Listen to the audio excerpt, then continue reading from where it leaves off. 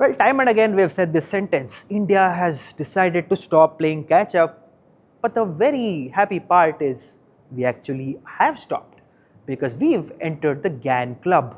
7 nations only. What is GaN? It is gallium nitride. Think of it as a racehorse of semiconductors. It runs hotter, it runs faster, but well, it drinks less power. DRDO's labs just handed the keys to the kingdom to our military. We got AASA radars, missile seekers, and jamming tech. Look, this is the Atmanirbhar hardware dream. But hold the applause.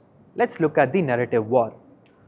The headlines say we are a global leader, but we also got to focus on the reality.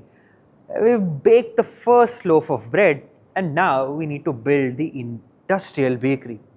Scaling this tech is going to be a nightmare because this is literally crystal growing nightmare. Let's look at the first problem. We got the lattice mismatch because GaN or gallium nitride doesn't sit like anything like silicon. It's like trying to fit a square peg in a round hole.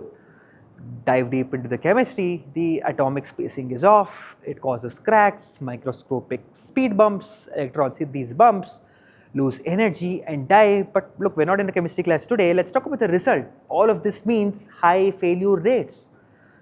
This is what happens when trillion-dollar dreams meets the laws and bottlenecks of physics.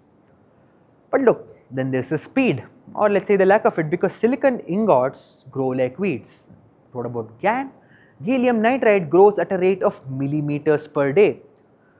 Think Zootopia's flash at the DMV, but with 600 megapascals of pressure. You've got extreme heat, extreme engineering, because one fabrication cycle takes 80 days. It's got hundreds of steps, wherein one tiny slip, boom, the whole wafer is absolute junk. But in silicon, 90% of chips work, but in GaN, fighting for every single one. If the yield is low, your EV or a 5G, 6G phone becomes a luxury that nobody can afford or nobody wants to even buy. So the indigenous tag has an asterisk. To grow these chips, you need ultra pure gases. Let's say 7 nines of purity, 99.999999%. We still import those from the US and Europe. Then there are these, MOCVD reactors, hundreds of crores each, also strictly controlled by global export laws. Well, the world doesn't just hand over the keys to the future. What about the heat? GaN handles it, but the packaging melts. Look, for the packaging, India needs revolutionary cases to protect and prevent these chips from turning your car into a furnace. But well, folks, there's also progress because in early 2026, IISc Bengaluru is the MVP here.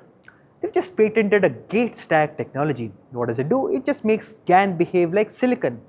Safer, easier to plug into your Tesla killer, and this IISc foundry is already pumping out 4-inch wafers with 6 inches in the pipeline. BEL and Gatek are also moving these into Tejas fighter jets. It's not just about an academic project anymore, this is international strategy.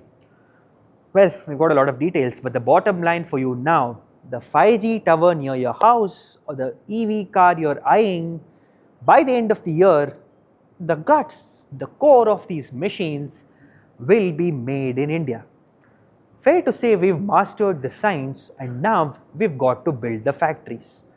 The racehorse is in the stable, now let's see if India can build the racetrack. Do let us know in the comments that who is next. This is Front Page by AIM Network. Like, share and subscribe, and always remember to think AI, think AIM.